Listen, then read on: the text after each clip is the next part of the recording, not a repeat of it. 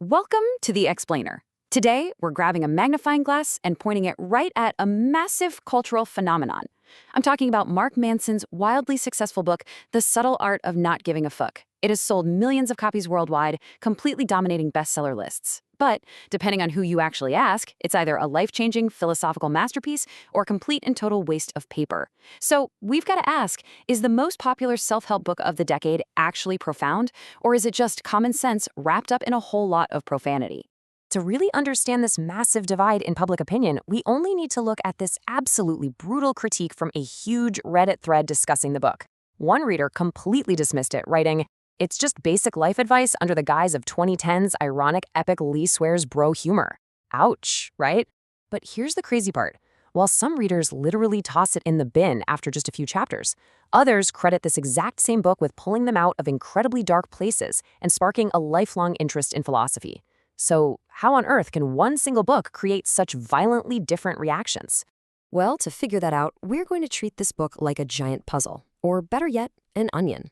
We're going to enthusiastically peel back its layers to see what's actually holding this cultural touchstone together.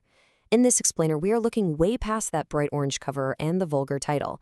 We'll be drawing on a deep dive interview with Manson himself from the Daily Stoic, some rigorous clinical analysis by the psychologists at Sinew's MTI, and of course, the raw, unfiltered opinions of everyday readers.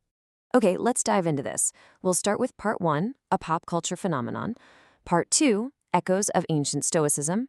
Part 3, the psychological validation. Part 4, dangers of oversimplification. And finally, Part 5, the reader backlash. Kicking things off with Layer 1, a pop culture phenomenon, beyond the profanity. Now, the title of the book definitely implies total apathy, right? Like, just don't care about anything. But in an interview with the Daily Stoic, Manson clarified his actual thesis. The book is not about not caring about anything at all. It's actually about meta-awareness. It's the art of knowing what to care about. Manson argues that we often get totally caught up fretting over little things that feel super meaningful in the moment, mostly because they're driven by our ego. So, the secret to happiness and success?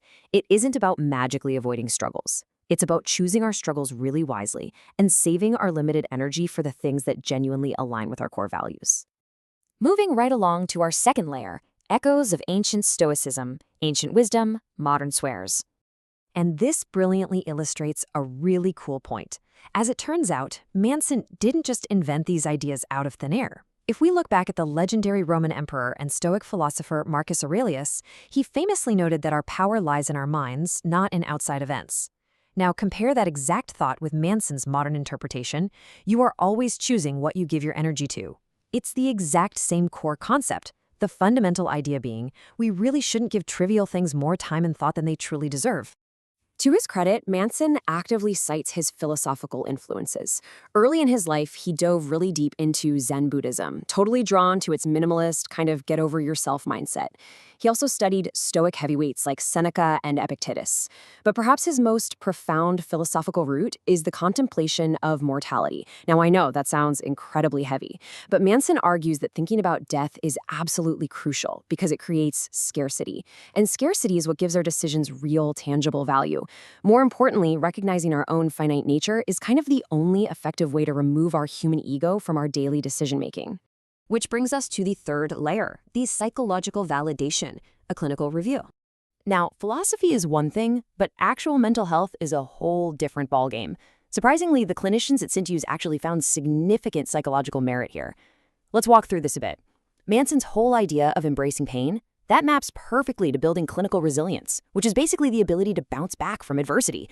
His focus on values drives intrinsic motivation, giving people a really profound sense of purpose. And perhaps most importantly, his heavy emphasis on accountability aligns directly with the core tenets of cognitive behavioral therapy, which actually allows people to gain real control over their reactions. So, the crucial point is that, at its core, cognitive behavioral therapy proves that our thoughts directly influence our emotions and behaviors. Manson's really direct anti-victimhood message heavily mirrors this clinical framework. The psychologists note that, yeah, feeling like a victim can be incredibly seductive because it lowers expectations and creates this comfortable little bubble of safety for us. But breaking free from that demands taking absolute responsibility for your own situation. Manson's raw, no-nonsense approach basically forces readers to face the uncomfortable reality of their own personal agency. And speaking of agency, One highly practical tool that readers absolutely rave about is the do something principle. Instead of just sitting around waiting for motivation to miraculously strike, you just acknowledge your emotional resistance and you take one tiny, simple action, like literally just washing a single dish. That simple action creates momentum, flipping the script entirely.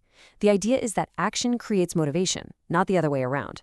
It's a highly functional, actionable tool to overcome procrastination that you can literally use right now.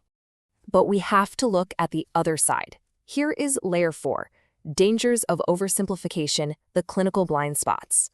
Because look, it's not all glowing praise from the medical community. The professionals neutrally explain that the book definitely has some significant blind spots.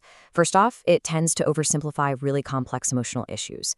Second, its hyper-focus on individual responsibility totally ignores systemic and socioeconomic factors that can profoundly affect someone's mental health. And most importantly, they heavily warn that this philosophy is absolutely not a replacement for professional therapy. It is just not suitable for individuals grappling with severe clinical depression or anxiety disorders who honestly require far more nuanced professional interventions. Let's peel back the final layer of our onion. Part 5, the reader backlash, the Reddit verdict.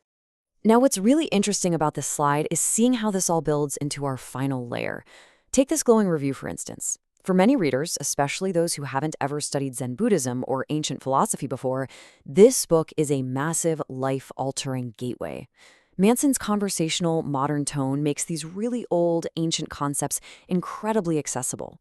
It lights a spark that leads them to deeper study and genuine happiness. You can see the reviewer saying it completely changed their life. But jump into the very same Reddit thread, and you get some serious ideological whiplash. Many readers found the book incredibly frustrating. They cited repetitive padding, literally describing it like a kid trying to hit a word count on a high school essay, and some pretty insensitive humble bragging. Others felt he really lacked the life experience to be dispensing such absolute advice, pointing out times his comparisons came off as completely tone-deaf to real, genuine trauma.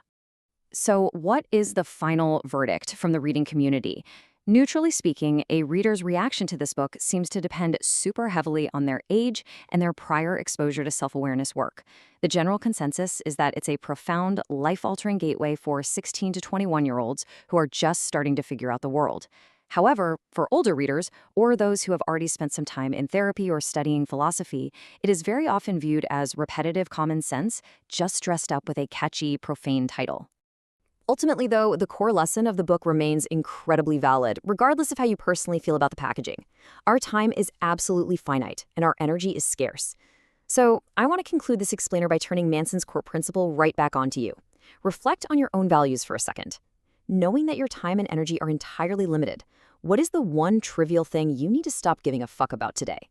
Thank you so much for exploring this with us, and keep prioritizing what truly matters.